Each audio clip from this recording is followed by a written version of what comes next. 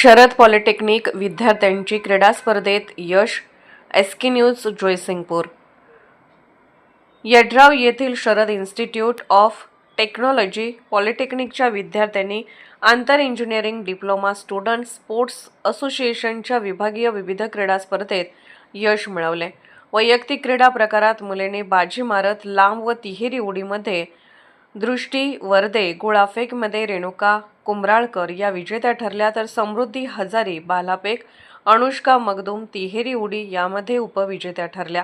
मुलींनी सांघिक खेळामध्ये बुद्धिबळ उपविजेत्या ठरल्या. यामध्ये पल्लवी बडवे, श्रद्धा सुतार, श्रावणी काटकर, स्नेहल टकले, श्रुती पाटील सहभागी होत्या.